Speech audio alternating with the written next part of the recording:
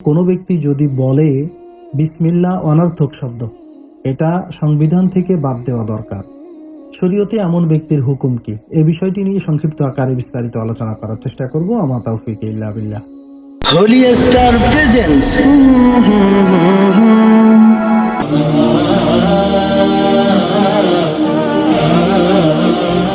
আসসালামু আলাইকুম ওয়া রাহমাতুল্লাহি ওয়া বারাকাতুহু। আলহামদুলিল্লাহি ওয়া কাফা ওয়া সালামুন আলা ইবাদিহিল্লাযিনা ইসতাফা, আম্মা বা'দ।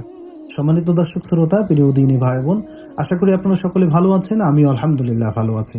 তো কোনো ব্যক্তি যদি বলে বিসমিল্লাহ একটি অনর্থক শব্দ, আসলে কি তাই? বিসমিল্লাহ কি অনর্থক শব্দ? না। বিসমিল্লাহ কুরআনুল কারীমের একটি আয়াত, আর কুরআনুল কারীম হচ্ছে স্বয়ং আল্লাহ সুবহানাহু ওয়া তাআলার কালাম বা আল্লাহ সুবহানাহু ওয়া তাআলার বাণী। আর এই কিতাবের প্রতি সম্মান প্রদর্শন করা একজন মুমিনের জন্য, একজন ঈমানদারের জন্য আবশ্যক। সুতরাং কোনো ব্যক্তি যদি কুরআনুল কারীম বা কুরআনুল কারীমের কোনো একটি আয়াতকে তুচ্ছ তাচ্ছিল্যের সাথে প্রশ্নরূপ কথা বলে, তাহলে তার ঈমান থাকবে না।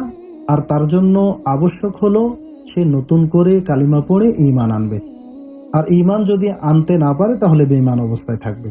আশা করি আমরা বিষয়টি পরিষ্কারভাবে বুঝতে পেরেছি। ভিডিওটি শেষ করার আগে সকলের কাছে একটি অনুরোধ, ভিডিওতে একটি লাইক এবং মন্তব্যের ঘরে আপনার গুরুত্বপূর্ণ মন্তব্য পেশ করতে পারেন। আপনার লাইক এবং কমেন্ট এই ভিডিওটি আরেকজন মুসলিম ভাই বোনের কাছে পৌঁছাতে গুরুত্বপূর্ণ ভূমিকা রাখবে ইনশাআল্লাহ। জাযাকাল্লাহু খাইরান। আসসালামু আলাইকুম ওয়া রাহমাতুল্লাহি ওয়া বারাকাতুহু।